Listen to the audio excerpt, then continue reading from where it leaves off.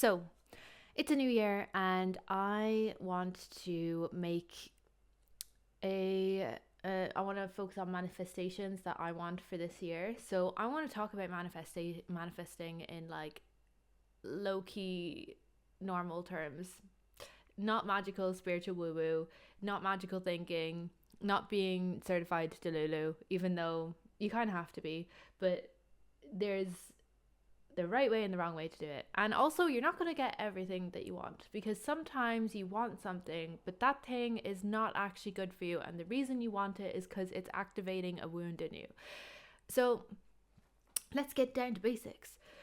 Um, when it comes to manifesting anything in your life, the first things first that you have to do is make sure you are in the right place to be doing that. Like, if you have bad mental health, you need to sort that out first. Manifesting cannot work if you are coming from a anxious place or a place of depression. And if you're using manifestation to get out of those spaces, I'm sorry, but you need to take care of those things first. And those things are in your face as like a red flag for you to be like, hello, look at me. I actually need help here and pay attention to this instead of running away from it. Get to the root cause of what that is. And I don't say that lightly because I have struggled with all those things myself for a long, long time.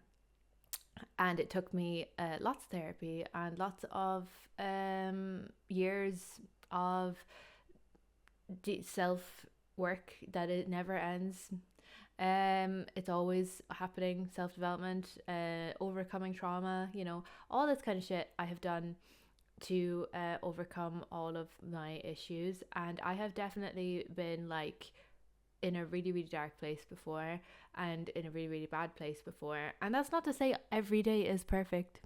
There are days that I have nowadays where sometimes I am down, but feelings of depression and anxiety and worry and stress are normal from time to time, and they can be triggered by specific events in your life. It's when you have them for prolonged periods of time, they don't go away and they become chronic because you've had them for so long and nothing seems to make them go away. That's when you are veering into the territories of having a disorder or a condition. And these are curable as well. That's the other thing. Like, everybody thinks having anxiety means that's your identity now and you're just an anxious person. And you will be if you tell yourself that. And you will be if you buy into that identity. But actually, you can cure yourself, and it doesn't have to be a special accessory that or a personality trait. It can actually be cured and you can have a fulfilling life. And I hate the way that people seem to use these illnesses as an excuse a lot of the time, because it doesn't give you an excuse to not participate. And I'm talking about most people's level of anxiety and depression. There are some cases that are so extreme that warrant more extreme protocols, but that's not most people. Most people just have like feelings of anxiety and depression that they might have had for a long time, but they're not quite chronic yet. And they might have an anxiety disorder, but again, it's not at the stage like where you need to be in a facility for an intervention. You can manage it with CBT and talking therapy and maybe some sort of medications. Even before you need medications, you can deal with it in other ways. So yeah, people tend to think when they are diagnosed with these conditions, which is also why doctors hesitate to diagnose people with conditions, because they make it their whole identity then and use it as a get out of jail free card, and it's not. If you have anxiety and you're using that as an excuse to not do things, well, I have met millions of people who've claimed to have anxiety, and I have met one person in my entire life who actually had anxiety so bad that they were like a clinical case, and they were unable to like physically leave their house. They were so afraid of every little thing they were so afraid of and anxious of, and it was just a horrible way for them to exist. That person needed clinical help, and they were getting that. But most people who experience anxiety get overwhelmed, and the overwhelm comes from the avoidance of whatever it is that you're anxious about. And honestly, it gets better the more that you expose yourself to those things, and allow yourself to feel the anxiety and tell yourself that it's normal to feel anxiety, and then like just keep exposing yourself to the things that make you anxious, and eventually you get less anxious over time because you grow in confidence, and you get better because you have confidence, because you trust yourself, and then you have the experience, so you don't feel as anxious. But the more you avoid it, the more anxiety grows, and then it becomes a huge thing, and then the fear grows, and then you have to overcome that. So first of all, if you need to go to therapy, if you need to, and I am not a doctor, so take my advice lightly, but if you need to go to therapy and you need to go to a doctor to get medication, or you need to go to some sort of round of like counseling or whatever, you need to do that before you can do manifesting, because it's not going to work if you're not looking after yourself. Manifesting works when you are in a space of the level of consciousness that you need to be in when you do meditation, and not mindfulness. When you do meditation, mindfulness is the prep work that you do to be able to meditate. Meditation is the experience of no thought between your thoughts that you can control. So you are in complete control of your mind, and you are able to sit in no thought for prolonged periods of time. That's what meditation is. And you have full control over your mind. Mindfulness preps us for that, and it allows us to get to that space of consciousness. And if you have anxiety or depression, you cannot do mindfulness. That's the point of mindfulness. It's to help you develop that sense so that you can you can't do meditation. Mindfulness is used to help people get to the level where they can do meditation, and to become aware of our thoughts and our feelings, and how we lack control over our minds. And sometimes for people with depression, CBT and mindfulness is not recommended because it can make us experience negative feelings, and if you have depression, experiencing negative feelings can sometimes make you worse. So always consult with a therapist or a experienced practitioner of these things before you do them, so that you are safe and you're not detrimenting your health. So that's the first thing when it comes to manifesting, that you actually have to look after yourself. And also the next part of looking after yourself comes with looking after your body and your health. If you are eating nothing but junk food, so lots of sugar and addictive foods, you are blocking your spirit from you're actually disconnecting yourself from your body, because your body is living in a constant state of addiction to sugars or fats. And when we have too much sugar in our body, it affects our liver, and our bodies treat it like a hangover. And I'm just talking about food now. If you are taking substances like alcohol, if you are taking like drugs as well, that's also going to have an impact on your ability to do this. With psychedelic drugs, you can sort of experience manifesting at a fast level if you get to a certain consciousness. However, again, you're on drugs, so that's like not going to last, and that's also not going to be of value to you when the drugs wear off either. And I also am not condoning taking drugs. Say perhaps to drugs. I'm joking. That's, if you know what that's from, we can be friends.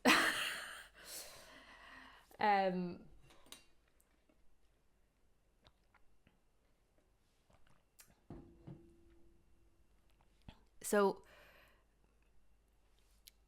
you gotta look after your body when it comes to manifesting as well. So you got to cut out the sugars, because if you're not cutting out the sugars, your body is living in a state of addiction and is constantly chasing sugar highs. or clearing your body of sugar, which means you become disconnected to what your body actually needs in terms of nutrients. And it's why so many people don't understand their own bodies, and they're just eating either for the sake of eating, or they're eating for to cover those addictions, or they're eating just pure crap and don't know why they feel like shit, or they don't even acknowledge when they start to feel like shit because they're so disconnected from their body's like natural ways of telling them that they don't understand it. So you gotta cut out the sugars and unhealthy junk foods and start to move your body more. It's really important to move your body, because if we stay sedentary for like long periods of time, that messes with our mind-body connection, and then we start to develop things like anxiety and depression because our minds are constantly working and there's no way to reset them. Our bodies moving literally resets our mind, because it takes us out of our mind and into our physical body, and it gets us engaged with our bodies, and we can develop those endorphins after exercise that makes us feel good. And it's literally the best medicine for those conditions when you have them at the early stages. Same with not eating sugar, and these are like the best remedies you can do before anything chronic starts to develop. Again, not a doctor, but just living proof. So once you have those bases covered, you will be in a space where your baseline is just contentment most of the days, right? And when you are at that, while you're doing all this as well, you want to have a mindset where you start to have gratitude for the things in your life. So we all have things we can be grateful for, and we all have things that we would wish that are different. The hottest people you know are insecure about the most things, probably, especially if they're famous, because they have so many people telling them what to be insecure about.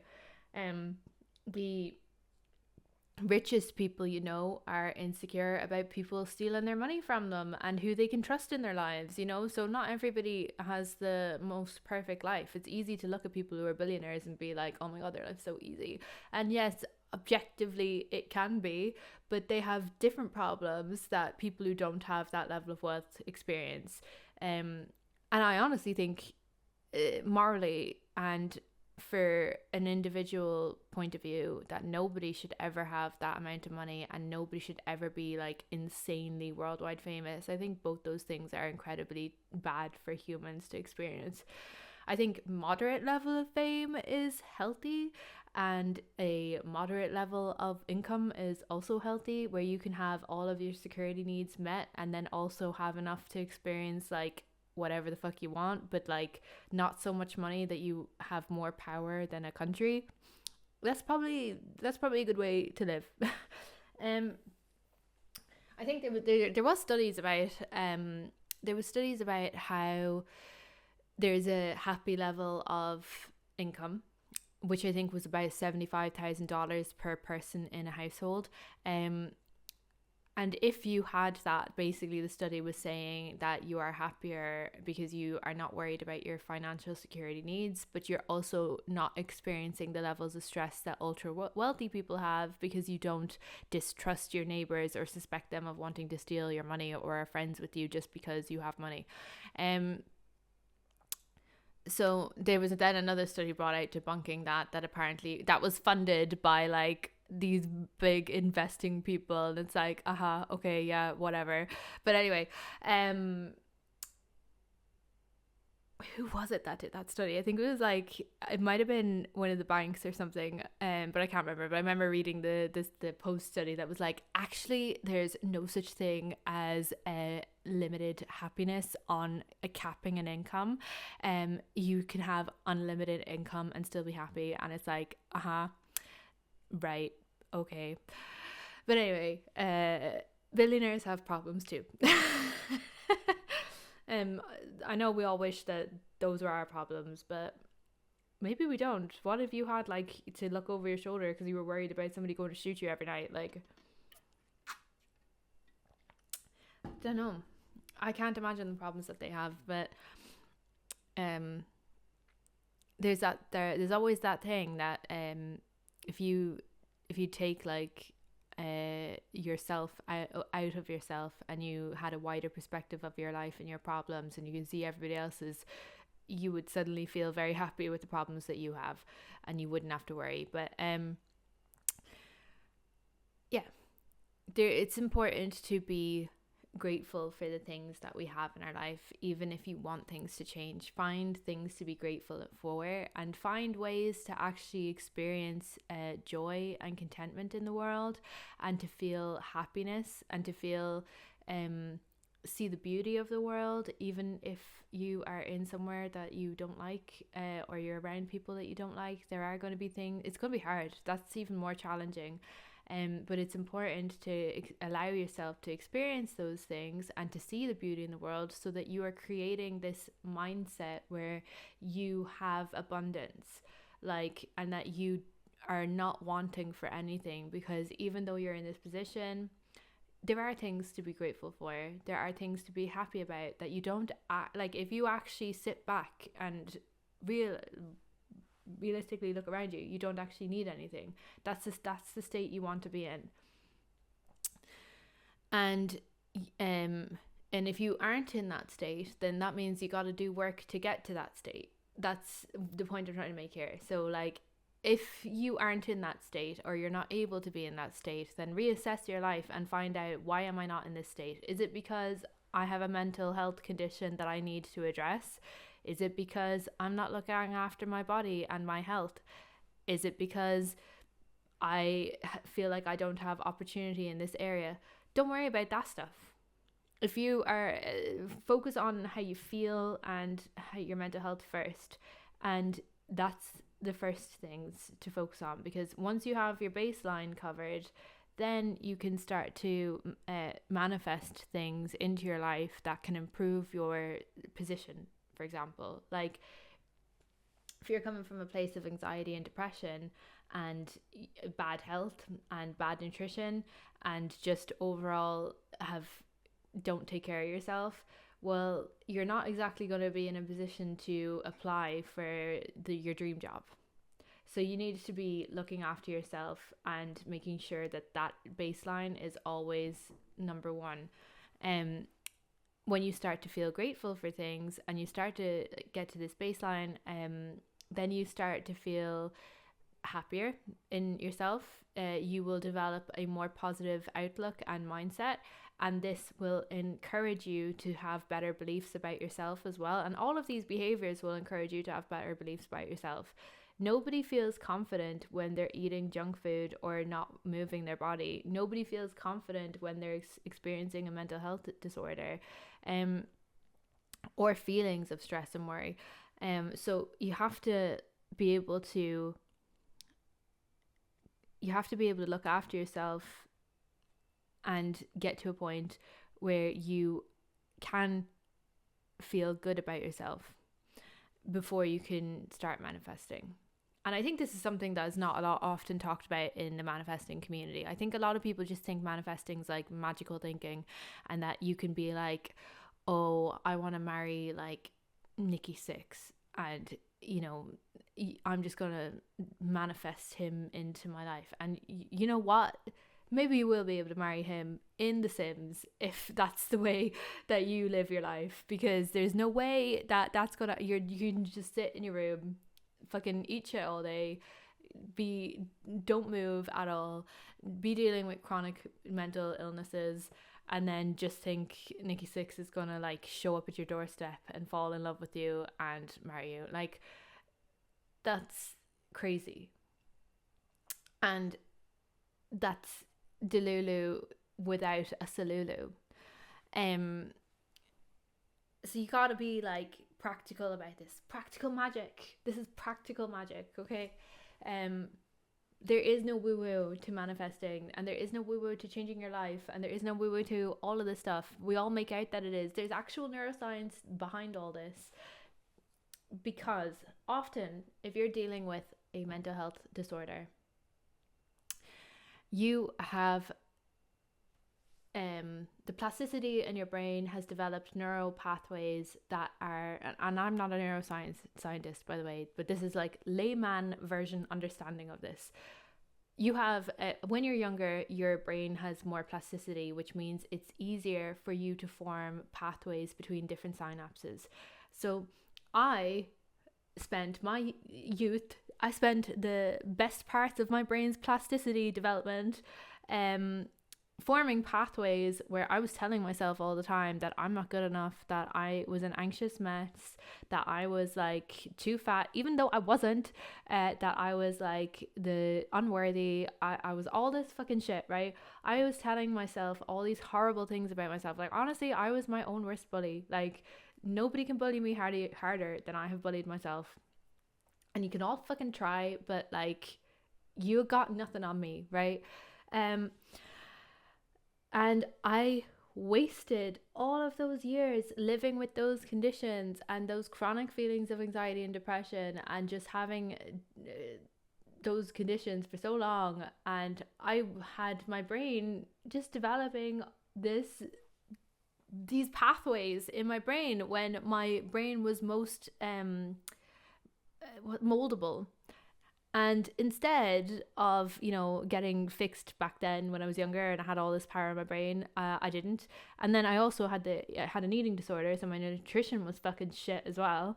And then I was vegan for like a million years. So my nutrition wasn't great when I was vegan either. Like, it was better, but it wasn't great. And that's not to say that being vegan is inherently unhealthy. I'm saying that I was unhealthy as a vegan back then. But again, ironically, veganism helped me overcome a lot of things with food, but still, we'll get to that later. The point is, I wasn't giving myself adequate nutrition in my brain because I was starving myself. So I was starving myself from adequate nutrition when I was young, and I needed those nutrients to actually make my brain grow and function, right? And then I was also using the neuroplasticity that I had to form all these neural pathways that were basically telling me how fucking shit I was. And those paths in your brain basically become like a well-trodden path in the grass, and that it's like easier for you to walk through that well-trodden path, and it's easier for your brain to go send the signals to those synapses. So those then form your beliefs about yourself. So I held those beliefs about myself for the longest time because I had all these issues going on. I had low self-esteem and I didn't fucking deal with it, right? And because I didn't know any better, I just assumed that was my personality, that's who I was, blah blah blah. Obviously, if now that I'm older and I've recovered and I'm healed, I know that isn't me. But that's the point that I'm getting to now. So this is the neuroscience behind all of this shit. So the reason you cannot do manifesting from a bad place is because if you have manifesting is all about beliefs about yourself. At the core of it, it's all about what you believe and your self-concept, and you have to change your self-concept. That is, changing your self-concept is basically a form of CBT therapy, where you are reframing your beliefs about yourself and telling yourself the opposite and reframing it in a position that's positive so that you can believe better things about yourself. So instead of telling myself that I was shit or whatever, I'm now going to start telling myself things that I like about myself. And when you're so deep in that, you might find it hard to find things to like about yourself. Start with the smallest thing that you like and just focus on that. And start to focus on the smallest things about yourself that you like, and let that grow. Let that be your starting point. And I know it's hard. This is going to be so hard. And if you're doing this later in life, like I was, as you get older, your brain loses plasticity. So it's harder for you to it's harder for you to form new pathways for new thoughts. So it is a learning process. And when you first start to do it, it's going to feel weird. You are going to feel like you're lying, or like you've put on the wrong shoe on the wrong foot. Like it's going to feel uncomfortable, and it's going to feel like you don't feel like this is true. And that's just because you have to form a new pathway through really tall grass. And when you are forming a new pathway through really tall grass, it's uncomfortable. It is uncomfortable to walk through tall grass for the first time. You have to like fucking push all the shit out of your way and step down. So it's a lot of effort. It's the same with your brain. When you are forming new pathways in your brain of new thoughts, like, you know, I look pretty today. I look fucking shit hot. It's uncomfortable, and for most people, they don't see themselves that way. They actually believe negative things about themselves. People think that they're ugly, or they think that they're not good enough, or they think that they're like average, or they just think so much negative shit about themselves. And that's part and part of the society that we live in, because we've got advertising telling us all the time that you're not good enough. We've got role models and celebrities who are like unbelievably beautiful and attractive, telling people that like, if you don't look like this, you're basically a failure. We've now got looks maxing happening. We've got fucking BBLs and Ozempic telling people that like, fucking, you better lose all your body mass no matter where it comes from, because if you don't, you know, you're gonna be fucking fat, and that's the worst thing in the world that you could possibly be. That's me being ironic, by the way. Obviously I don't believe that. But what I'm trying to say is, it is difficult to form these thoughts, and changing your self-concept is at the core of manifesting. So there's a lot of prep work to do before you can even start manifesting. And yes, it fucking sucks. But let me tell you this. When you go through that prep work and you get to the other side, you will be so grateful that you did that, because your life will change.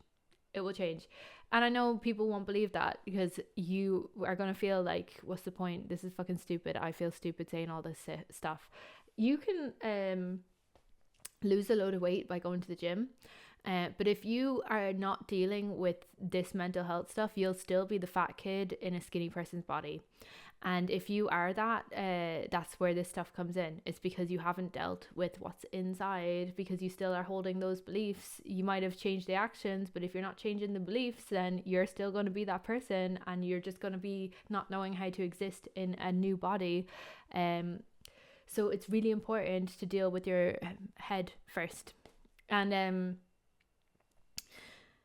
you have to so start with something small about yourself that you like, and focus on those things. And eventually, like, maybe it's like, oh, I really like how I did my makeup today, or I really like how I did this dress. And then also start to think about your circle and the people in your life as well.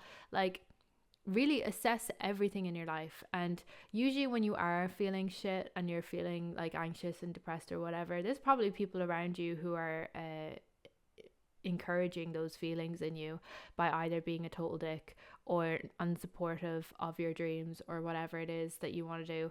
And you really need to assess your relationship with those people, with the job you're in. Maybe doesn't make you feel valued. Maybe it's the town that you live in, you don't feel like you belong. You really need to have an assessment of all that, and think about, sit with what you actually want. And that's quite difficult for a lot of people as well. I think a lot of people are afraid to actually admit to themselves what they actually want, or that they do want things for themselves. Some people might just want to stay in their small town for their whole life and just get married and settle down and have kids. Cool, that's great. Some people might want to leave and travel the world. That's also great. Some people might want to divorce. Cool, like, you fucking do it. You shouldn't feel bad for the things that you want, as long as they're not hurting anybody. And okay, yeah, divorce might hurt somebody, but if you want a divorce, then you shouldn't be in a marriage, right?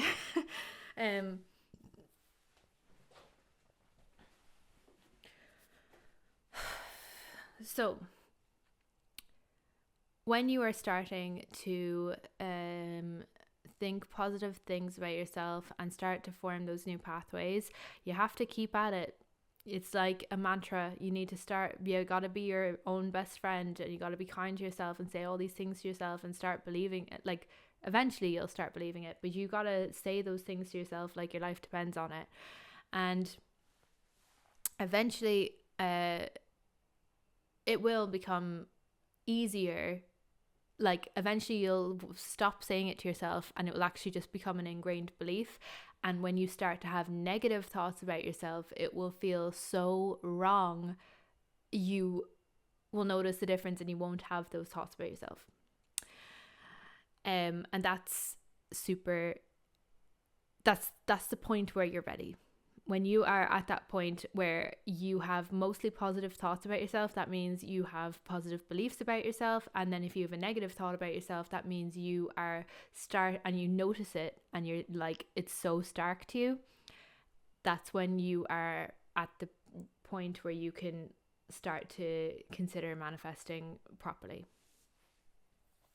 So it might take you a couple of months to do this. It might take you a couple of years. It took me, so I dealt with mental health issues up until I had issues all the way from like 12 to 18, 19.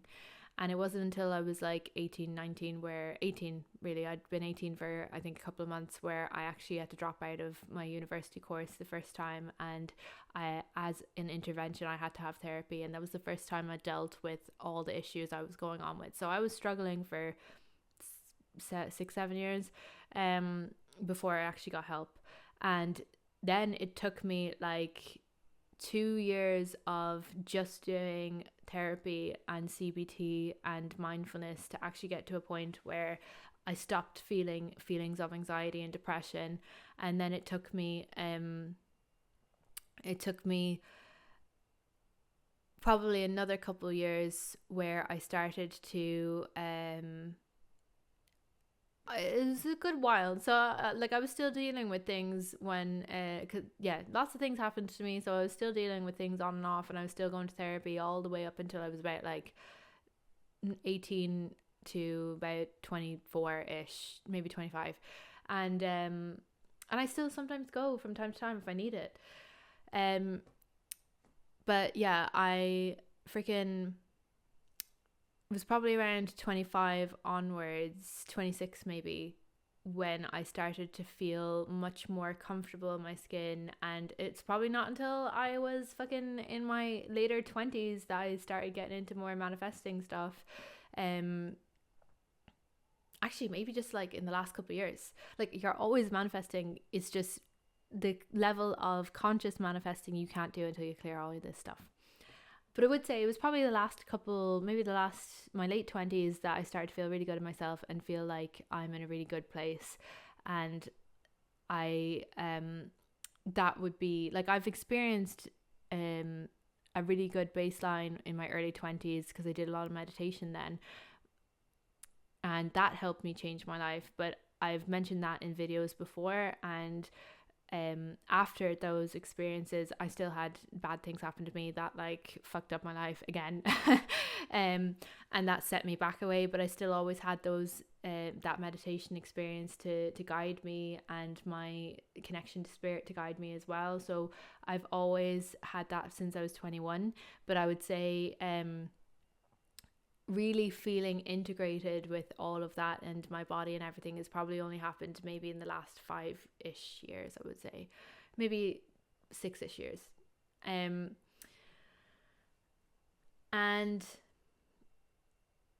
part of that it's a long process, and it can be a long process. Hopefully if you get help immediately after things happen, it won't be so long for you.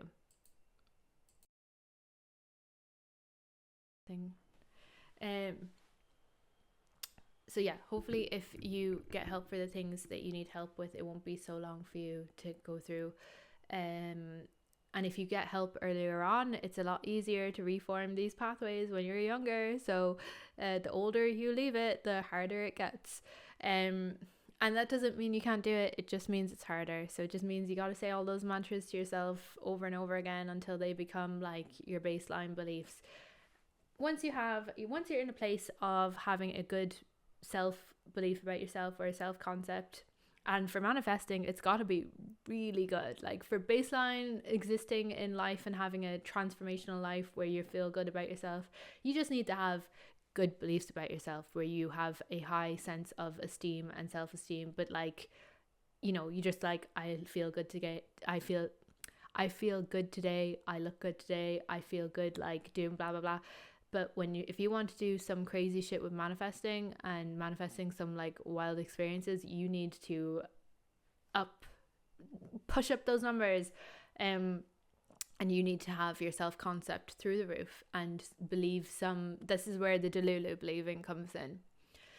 And this is if you want to have some crazy things. Not everybody wants to have crazy things for manifesting. Some people just want to have like, I know, good job opportunities or something. But some people want to be like world famous, or they want to go travel the world, or they want to like live in a mansion or whatever. They want to be superstars or whatever. For those, you need to have a really fucking high self-concept and belief about yourself. And this is where you can start manifesting and start getting into that level. When you've got your baseline sorted out, and your baseline is that you're generally content most days and you want for nothing, you're grateful for the life that you have and for the things that you have around you, you've got a good routine, a good baseline, and you are content pretty much. You still have wants and desires and hopes and dreams, but for the most part of your life you're pretty content. Once you have that, then you can start to think about what you want to manifest. So there's different techniques. None of these actually matter that much. Some people have more effectiveness with one. What matters is how it gets you excited and how it gets you feeling about it. If you find visualization is the best technique for you to start believing in your manifestations and getting into the feeling of having them, then that's the best technique for you. If you find that you find journaling is a good manifestation technique, or vision boards, and that's the best way for you to feel into the manifestation and the feeling of having these things and being there, experiencing it, then that's what's important for you. It's more about getting you used to the feeling of what it's like to have those things, and you can do different methods to do that. So most of the things in my manifestation boards that I've had for years have come true, and I can prove it as well. I have some of my manifestation boards that I can show you from years ago. But one of them was the YSL opium pumps. I've had those on my manifestation board for absolute years, and then I finally got them last December. So not December gone, the one before that. So that was a huge thing for me. One of the other ones was getting my driver's license. That was something I've had on my manifestation board for years. Finally got that as well. And I had smaller things like having a Switch and having fit jeans. Those were on my manifestation boards. I have different manifestation boards for everything. I have ones that are specifically for like sexual things. I have manifestation boards for the kind of relationship I want. I have manifestation boards for like the things I want to see and do in life, and the things I want to be in life, and the way I want to look in life as well, or the things I want to own. So I have different manifestation boards for everything, and I highly recommend them because they have all come true for me. And sometimes it doesn't come true the way that you expect, and it doesn't always come true the year that you think it's going to happen. Like I've had stuff on my manifestation board years ago that only came true like this year or the year before, like it's not always, if I put it on my manifestation board this year, that it's all going to happen for me this year. So the technique doesn't matter. What matters is the feeling you have into having it. And part of the value of doing manifestation boards is that it gives you a goal to aim for, and it gives you a reward to keep in mind whenever you're doing something, so it keeps you motivated and that helps you with discipline. So that's part of the like scientific reason behind doing it. For me, I do find that I like to tap into the visualization of it, because I'm not entirely like science only. I am very spiritual as well, and I do find that so many things have happened in my life to me on my like objective level that I literally have no explanation for, other than the unfolding of the universe was working behind the scenes to make this shit happen when it did, and I just happened to be there to experience it at that moment in time, and that was the perfect thing that I needed. Like shit like that happens to me all the time. And I do believe, I mean, obviously I believe in spirituality. I'm a freaking like spiritual nut case. And I've had so many experiences that have changed my life. I've literally experienced oneness with all things. Like you can't come back from that and be like, yeah, science is the only answer. No, you can't. Right?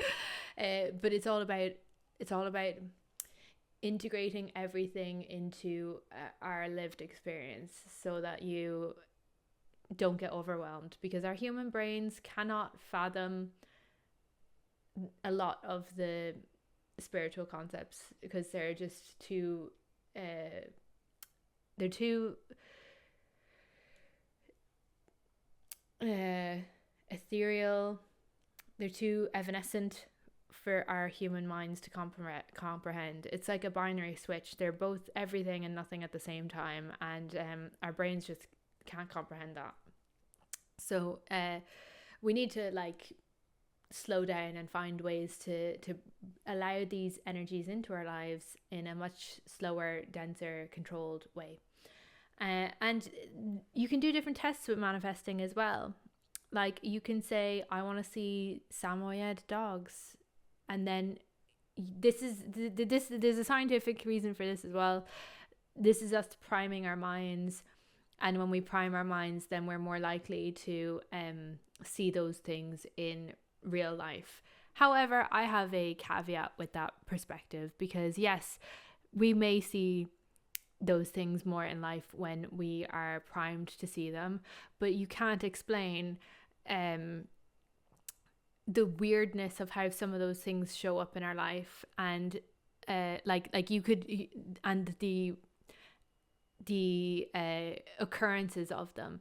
Like you could have, I could say I want to see Samoyed dogs, and then I walk on the street after I say that, and there's somebody walking by with Samoyed dogs. You might say fair enough, that could be a coincidence, right? But then you go to like your friend's house and you're watching TV and they're flicking through the channels, and then they stop on some random movie, and in the random movie there's a Samoyed dog. And then you go to like the fucking and you don't see any other dogs between this, by the way. So this is the only interaction with the dog that you are experiencing.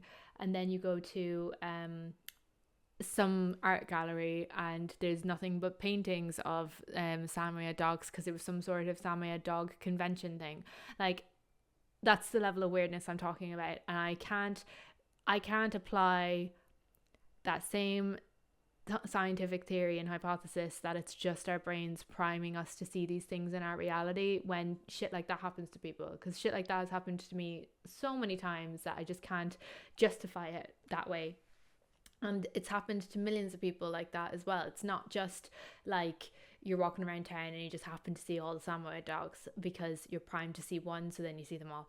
It's more like the only way you're interacting with dogs at all in really weird circumstances just happens to be this Samoyed dog just keeps showing up in your reality somehow.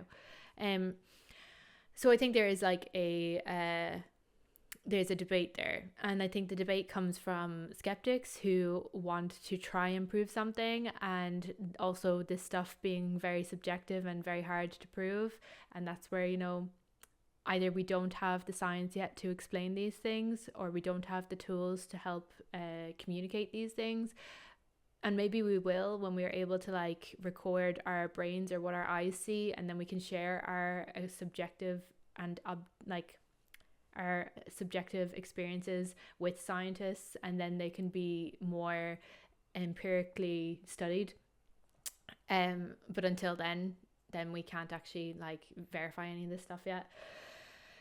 But anyway, that's so there is a danger of that as well. And this is where like signs and synchronicities, and in the manifestation community they're called birds before land, can be both a hindrance and a blessing, because you can get caught up on the birds before landing or these signs and synchronicities, and then get caught up in the like dog chasing its tail situation, where you're more interested in the signs and all these things popping up in your reality, and then you manifest more of those, but then you stop manifesting the thing you actually want. And that's not what we want either. We want to be able to manifest the things that we want, and not get caught up in these fancy baubles that distract us. And it could be like if you wanted to be famous, for example, you're manifesting the energy of fame and being famous and being popular and being like seen and being wanted and people wanting to know you. But also with that, then you've got people who hate you and will say negative things about you and say like criticize you for just existing. So you have to deal with both sides of those coins. And if you're manifesting that, you might manifest many experiences where like some random people will just ask to take your photo because they think you look like a famous person, or you'll get compared to famous people, or you'll get like maybe invited to some like low-key event that has some minor celebrity there, or you might get invited to be like an event staff at some sort of festival or something where you're closer to celebrities but you're not the celebrity. And you might manifest things like that, but you can never quite manifest the fame or the next level. And that comes down to your self-concept, but it also probably comes down to your action. And when you're manifesting things, this is where it's important to have that self-concept. So why I mentioned self-concept was so important before, and why you need to have a good baseline, is because when your brain is in that stage and you have these positive beliefs about yourself, that actually changes how we show up in the world and the action we take in the world to go towards the opportunities we want. So this is where the importance of action comes in manifesting. So when you are, it's not just magical thinking. So if you want your dream body, for example, so you've got a good baseline where you're working, you're moving your body and you're eating right. You've cut out junk food, but you're still not quite at your dream body. But you still feel good about yourself. And now you've decided you want to have your dream body. So then you are, and you've cut out all the like shit people from your life or whatever, and and the shit jobs that are giving you stress and all this kind of stuff. You're in a much better position. You've got a good baseline. So then to take the next steps to get your dream body, you follow people that have your dream body, and then you make a plan to do what they do. And then you start to take action towards that, and you follow that plan. And then, you start to continue to have beliefs about yourself that like, you will have your dream body, you will do this, you will do that, and you will get it. And you will keep it the longer you think those things about yourself. There actually was another study done. So here's science actually confirming that magical thinking does exist. But there was a study done that said that people who exercise, and now I don't know how much I believe this, but I also don't want to discount it. But people who they had two groups of people, one that was doing exercise and cardio, and then the other one that wasn't doing anything. They just had to think about doing exercise and cardio. And the group that thought about doing exercise did show that they had lost body fat or something for some reason while doing that, just by thinking of it. And it sounds very pseudoscience-y. It also sounds like, how the heck could you measure this? How do you know that they're not doing anything, they're just thinking? I really need to review that study again, but if anybody knows about it, please share it in the comments, and maybe you know more then and you can talk more about it. I thought that was an interesting study, because that was actually like science sort of acknowledging that the brain is powerful at these things, and thinking is more important than we give credit to. And I would like to see more how it was debated in the scientific world. I imagine it was probably decimated because people were probably like, this is fucking bullshit. But then the manifesting world are probably like, see, science are talking about it too. But it is important though to think, but it's also important to and to have these thoughts and beliefs about yourself, but it's also important to take action when you need to take action. And sometimes we need to take action to level up, and sometimes we have beliefs about the version of the person that we want to be, and we have beliefs of that version of us and who they're going to be and how they're going to behave and act in the world, but then we're not acting like that version of us. So like I said, on my manifesting board, I have had the YouTube plaque on my manifesting board for years, but I hadn't been posting videos on YouTube, so how the heck am I going to get it? These are all things that we need to consider when we are manifesting. These are all things that we need to think about and address when we're manifesting. And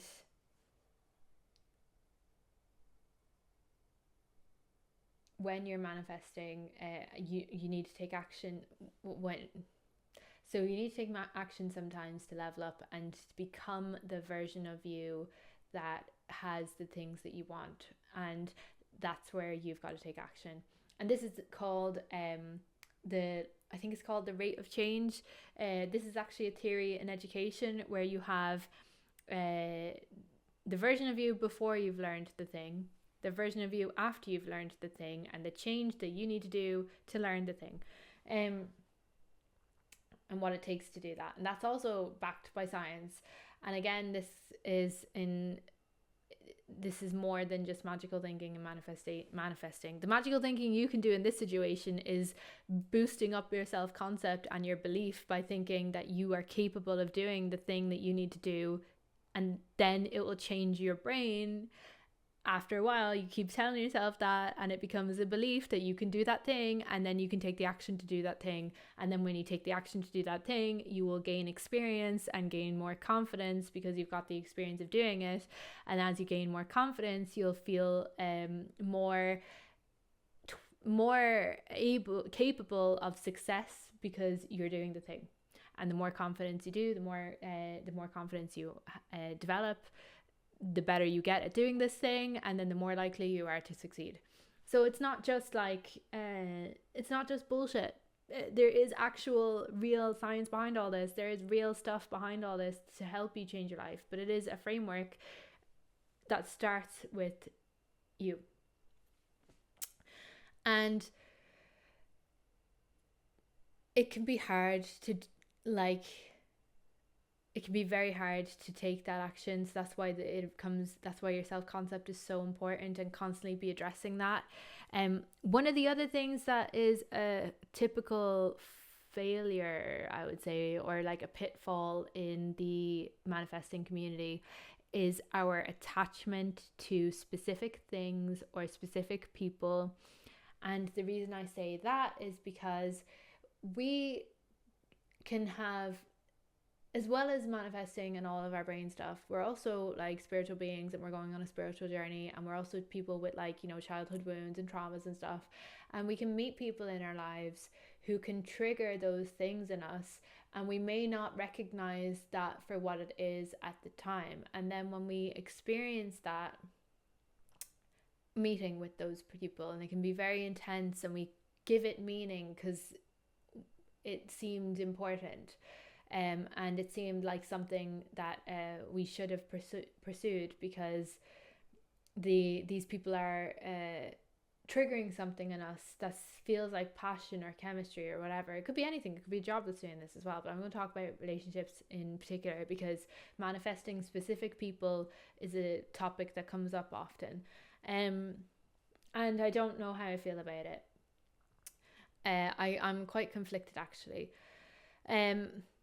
I think people come into our lives to trigger us sometimes and help us heal through things. And I think that that's important for our growth as people. And I think people often label those relationships and give them more meaning than they ought to. and that can be dangerous, because then we can become attached to that specific person for the wrong reasons. Instead of learning what we needed to learn and then letting that relationship go, we become attached to that person to regulate us for some emotional wound that is actually a reenactment of a childhood wound, for example. And that reenactment of a childhood wound never gets healed, and you're in this then toxic cycle where there's like really high highs and really low lows, and you're addicted to this person. And manifesting is like the perfect remedy for somebody in that situation, because you think you can just magic them to be fixed, but you don't look at yourself, and you're not looking at yourself. And it really is all these things. Like, I'm one of those people that grows from relationships the most. Whenever I'm in a relationship with somebody, that's how I and even when I'm in a non-relationship with somebody, but I have these intense feelings or experiences with them, that is how I grow the most as a person. Like, I develop more on my soul level. It like levels me up. And it fucking sucks, by the way. I hate it. I really wish that wasn't my growth path. Why couldn't my growth path be like exercise? Because I'm great at that.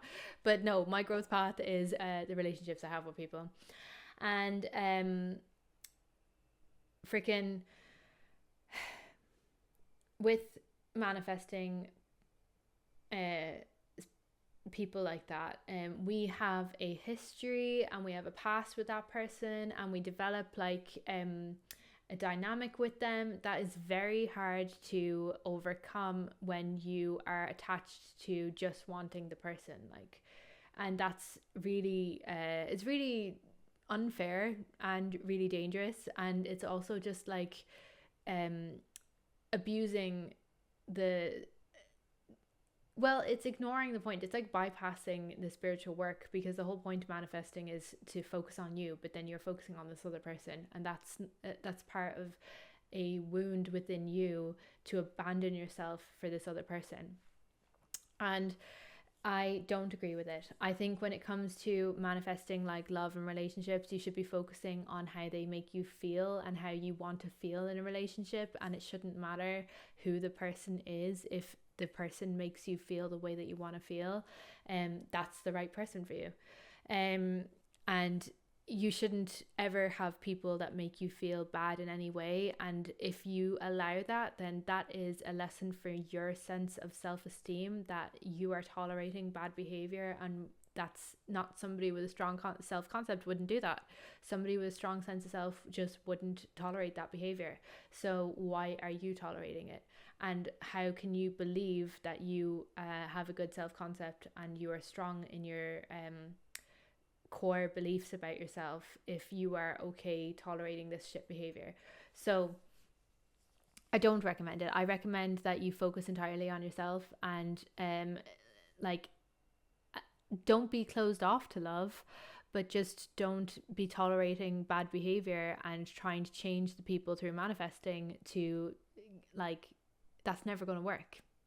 And we could get really woo-woo about this as well. I won't today though. I think that could be a video for another topic, but it's all about how like the free will and people in our reality, and how everybody is pushed out. That's something I would like to talk about, but I won't talk about it in this video. I will make a whole other video on that, because I could talk about that for literally ever. So coming back to you again, you all have to keep coming back to that sense of self-concept and believing that you deserve a love where, you know, you don't have to make the effort to be loved. They just love you. You don't, and you love them. Like, it's a mutual experience. Like, but you're not begging for breadcrumbs. You're actually abundant, because you're being like constantly gifted and feasted, and like they treat you with the most love and respect that you've ever known, and you feel completely at peace, and you feel content again, and you feel like you can grow, and you feel like you can experience wonderful things with this person, and you do, and you feel like the most best version of yourself with that person, and they feel that with you as well. That's what you should be focusing on when it comes to some sort of relationship with a person, not who that person is. And I know that's so boring, and people who are watching this, who are interested in manifesting specific people, they will not want to hear that. They will want to hear that, just, rewrite the past and believe that they love you. But then, your own self-concept needs work to be able to work on that. So it still is the same. You still need to you need to build up your self-concept to be at the level where you love yourself so much and you're willing to walk away from behavior you don't tolerate. And that's when, this shit will happen for you. That's when it all changes, is when you walk away and stop tolerating shit behavior. That's when the people who will love you correctly show up. And you're in a place to attract them into your life. And you're in a place to attract all good things into your life. And you're in a place to attract all the positive things that you could want in your life.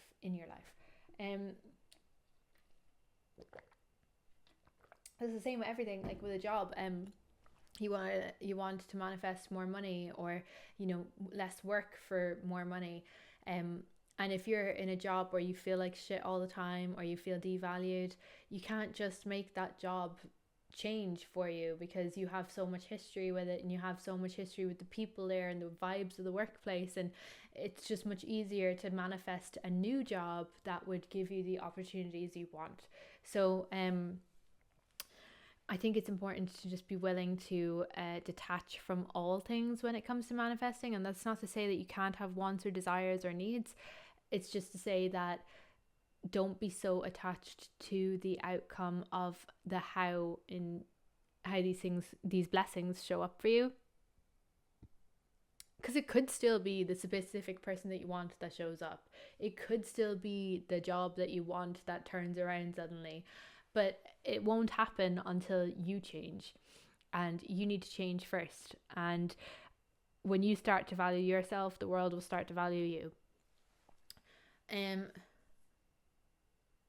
Was there anything else that I wanted? I'll probably watch back this and be like, oh, I totally forgot to mention that as well. I feel like this is, the main things that I wanted to talk about was just like how you have to prime yourself and prep yourself first before you can even do manifesting. And then when you do manifesting, it's all about, you have to have the belief, and then you have to take the action to make the things happen.